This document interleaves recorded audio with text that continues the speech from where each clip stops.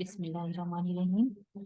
तो आज इस वीडियो में मैं आपको दो बहुत इंपॉर्टेंट स्टेटमेंट्स के बारे में बताने जा रही हूँ। Profit and loss statement and statement of retained earning. ये दो इंपॉर्टेंट स्टेटमेंट्स जो कि हमारी बहुत ज़्यादा इस्तेमाल होनी है आगे के सेक्शंस में। तो इसको हम देख लेते हैं कि ये क्या होती हैं और किस तरह से बनाई जाती हैं।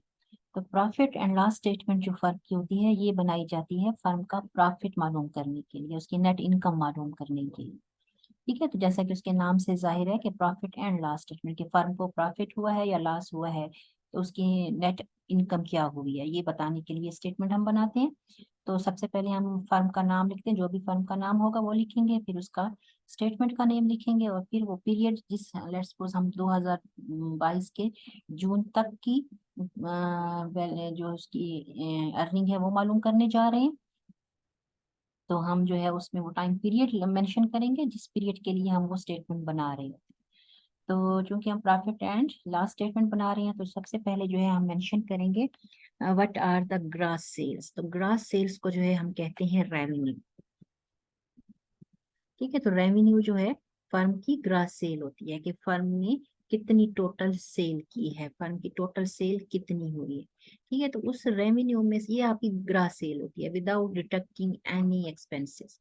तो हम इस ग्रॉस सेल में से जितने भी हमारे खर्चे होंगे, ठीक है, तो रेवेन्यू ऐसे ही तो नहीं जनरेट होगी ना, खर्चा हुआ है, बिजली का खर्चा हुआ है, हमने एम्प्लॉइज को सैलरीज दी हैं, पानी का खर्चा हुआ है, पेट्रोल का खर्चा हुआ है, हमने एडवर्टीजमेंट करवाई है अपने बिजनेस की, तो बहुत सारे खर्चे हो जाते हैं। तो जितने भी हमारे एक्सपेंसेस हुए हैं उन तमाम एक्सपेंसेस को टोटल करके जो है हम यहाँ पर माइनस कर देंगे, लेस कर, ठीक है, जैसा कि लिखा हुआ है लेस। तो जितने भी हमारे खर्चे हुए हैं उन तमाम खर्चों को हम यहाँ माइनस कर देंगे, और फिर हमारे पास जो वैल्यू आएगी, या तो प्रॉफिट होगा या लॉस होगा, ठीक है, या प्रॉफिट होगा या लॉस होगा, डिपेंडिंग अपॉन के हमारे रेवेन्यू की वैल्यू ज्यादा है या हमारी एक्सपेंसेस की वैल्यू ज्यादा है। तो या तो हमारे पास नेट इनकम है या नेट लॉस है, नेट प्रॉफिट होगा या नेट लॉस होगा। ठीक है, तो net that is the value जो कि हमारे पास रेवेन्यू में से एक्सपेंसेस माइनस करने के बाद आती है। ठीक है, जो भी वैल्यू होगी, अगर लॉस होगा तो उसको जो है हम माइनस के साथ लिखेंगे, और प्रॉफिट होगा तो फिर हम उसको जो है ऐसे ही रहने देंगे। तो ये हमारे पास जो है प्रॉफिट एंड लॉस स्टेटमेंट जो है वो हमारे पास बन जाती है। तो प्रॉफिट एंड लॉस स्टेटमेंट जो है वो हमारी वो स्टेटमेंट होती है जिसमें हम फर्म की प्रॉफिट या उसके लॉस के बारे में बताते हैं, कि फर्म का टोटल रेवेन्यू कितना था, उसमें से कितने खर्चे हो गए हैं, और अब बाकी क्या बचा है। ठीक है, ग्रास सेल कितनी हुई है, उसमें से कितने खर्चे हो गए हैं, और अब बाकी क्या बचा है। तो this is the profit and loss statement, जो कि हमारी आगे चूंकि काफी ज्यादा इस्तेमाल होनी है, तो इसलिए मैंने जो है इसको आपको एक्सप्लेन कर दिया है। तो दूसरी जो एक हमारी इंपॉर्टेंट स्टेटमेंट जो अभी हमारी इस्तेमाल होने जा रही है, वो हमारी है स्टेटमेंट ऑफ रिटेन्ड अर्निंग। ठीक है, स्टेटमेंट ऑफ रिटेन्ड अर्निंग। तो स्टेटमेंट ऑफ रिटेन्ड अर्निंग जो है ये हमारी रिटेन्ड अर्निंग की स्टेटमेंट होती है। सेम इस स्टेटमेंट को जो है हम पहले वही XYZ फर्म का नेम लिखेंगे, फिर वो स्टेटमेंट का नेम लिखेंगे, और फिर वो टाइम पीरियड मेंशन करेंगे जिस टाइम पीरियड के लिए हम इसको बना रहे हैं। तो चूंकि हमने जून लिया है अपना अकाउंटिंग ईयर, तो 30 जून 2022। ठीक है, तो ये हमने पहले उसकी हेडिंग बना ली है उस स्टेटमेंट की, कंपनी का नेम, स्टेटमेंट का नेम, और टाइम पीरियड जिसके लिए हम ये स्टेटमेंट जिस पीरियड के लिए हम ये स्टेटमेंट बना रहे हैं। अच्छा, statement of retained earning, retained earning की स्टेटमेंट। रिटेन्ड अर्निंग क्या होती है, कि मुनाफे का आपके प्रॉफिट का वो हिस्सा जो आप बिजनेस में रख रहे होते हैं। ठीक है, रिटेन्ड अर्निंग का लफ्जी मतलब क्या होता है, आपके इनकम का, आपके प्रॉफिट का वो हिस्सा जो आप बिजनेस में रख रहे होते हैं। तो 2021, ये तो हम 22 की बना रहे हैं ना, तो 22 में रिटेन्ड अर्निंग में कितनी अमाउंट पड़ी हुई थी, तो उसको हम कहेंगे beginning balance of retained earning. ठीक है, रिटेन्ड अर्निंग ये हमारा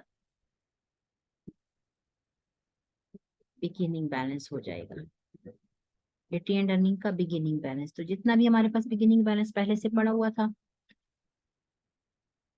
उस बिगिनिंग बैलेंस में हम क्या करेंगे, ऐड कर लेंगे जो हमारी इस वक्त इनकम यहाँ पर ऊपर जो आई हुई इनकम है या लॉस है, जो भी वैल्यू यहाँ पर आई हुई होगी वो वैल्यू यहाँ पर हम ऐड कर देंगे।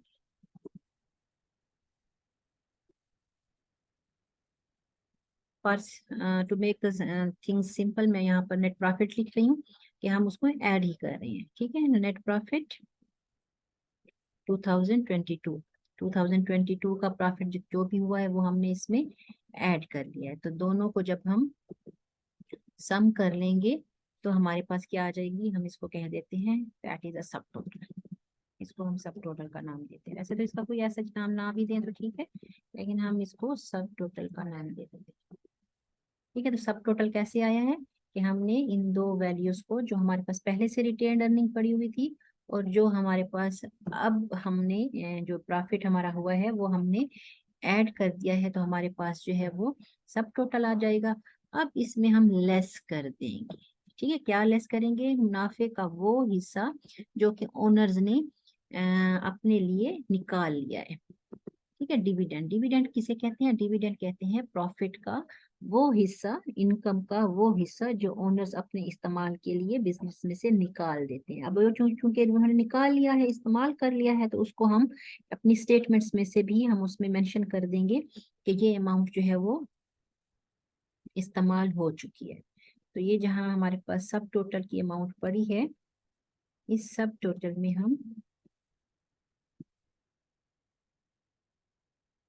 जो डिविडेंड की वैल्यू है वो हम यहाँ पर माइनस कर देते हैं। ठीक है, डिविडेंड की जो वैल्यू, जितनी भी वैल्यू होगी वो यहाँ हम माइनस कर देंगे और हमारे पास जो है जो अमाउंट आएगी उसको अब हम कहेंगे retained earning for the year 2022। पहले बिगिनिंग बैलेंस था, तो अब हमारे पास रिटेन्ड अर्निंग का एंडिंग बैलेंस आ जाएगा। ठीक है, इसको हम कहेंगे 2022 का जो हमारे पास बैलेंस आ गया। ठीक है, बिगिनिंग बैलेंस भी कह सकते, एंडिंग बैलेंस भी हम इसको कह सकते हैं।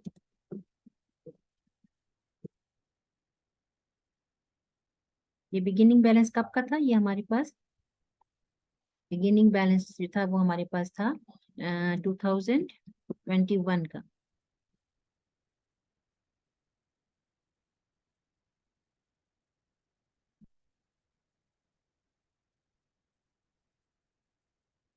और अब जो एंडिंग बैलेंस जो है ये हमारे पास किस टाइम का है, ये हमारे पास है 2022 का।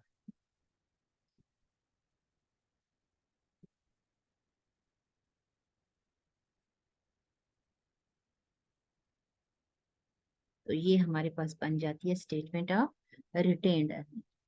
स्टेटमेंट ऑफ रिटेन्ड अर्निंग जो है वो हमें क्या बताती है कि अब इस वक्त हमने अपने बिजनेस में कितनी अमाउंट रिटेन्ड कर ली है, कितनी अमाउंट रख ली है। ठीक है, वो वापस रख दी है। तो जो भी फर्म के पास जितनी भी इनकम होती है उस इनकम को वो दो दो तरीकों से इस्तेमाल किया जा सकता है। ठीक है, या तो आप उस सारी की सारी इनकम को अपने फायदे के, अपने लिए पर्सनल बेनिफिट्स के लिए इस्तेमाल कर लें, या उसको फर्दर बिजनेस में री इन्वेस्ट कर दें। तो ये रिटेन अर्निंग क्या होती है, री इन्वेस्टमेंट्स होती हैं कि जितना प्रॉफिट हुआ है उसको आपने दोबारा से बिजनेस में जो है री इन्वेस्ट कर दिया है। सो दिस इज द री investments by the owners with in the business. तो जो हमने स्टॉक होल्डर्स इक्विटी का सेक्शन जो हमने डिस्कस किया था, जिसमें हमने बताया था कि स्टॉक होल्डर्स इक्विटी जो है that comprised of common stock and retained earning. तो ये रिटेन्ड अर्निंग की वैल्यू कैसे आएगी, तो वो स्टेटमेंट मैंने आपके सामने बना दी है कि उस स्टेटमेंट के थ्रू के रेवेन्यूज में से हमने एक्सपेंसेस माइनस कर दिए, जो भी हमारे पास नेट इनकम आई हुई थी उसमें से फिर हमारे पास जो वैल्यू आई थी उसमें से हमने डिविडेंड माइनस कर लिए और जो बैलेंस आया है वो इस रिटेन्ड अर्निंग के अकाउंट में चला जाएगा। तो चूंकि ये रिटेन्ड अर्निंग की वैल्यू जो है समटाइम कंफ्यूजन क्रिएट कर देती है, ये वैल्यू कहाँ से आई है, तो इस वजह से मैंने आपके सामने दोनों स्टेटमेंट्स के नेट इनकम कैसे आई, रेवेन्यू में से एक्सपेंसेस माइनस किया तो हमारे पास नेट इनकम आ गई, उस नेट इनकम में से हमने डिविडेंड माइनस कर दिया, तो वो फिर हमारे पास जो वैल्यू आ जाती है उसको हम रिटेन्ड अर्निंग में रख देते हैं। तो पहले से भी कुछ अमाउंट रिटेन्ड अर्निंग में पड़ी होती है जो कि बिगिनिंग बैलेंस होता है, और अब जो नई बैलेंस उसमें से ऐड हो जाता है तो रिटेन्ड अर्निंग का न्यू बैलेंस जो है हमारे पास क्रिएट हो जाते हैं। तो स्टॉक होल्डर्स इक्विटी जो कि दो हमारे पास कंपोनेंट पे कंप्राइज करती है, common stock and retained earning. Common stock जो है वो ओनर्स की इन्वेस्टमेंट्स होती हैं, और रिटेन्ड अर्निंग जो होता है वो उनके प्रॉफिट से आता है, इनकम से आता है। ठीक है, तो इसी तरह से स्टॉक होल्डर्स इक्विटी का जो सेक्शन है हमारे पास कंप्लीट हो जाता है।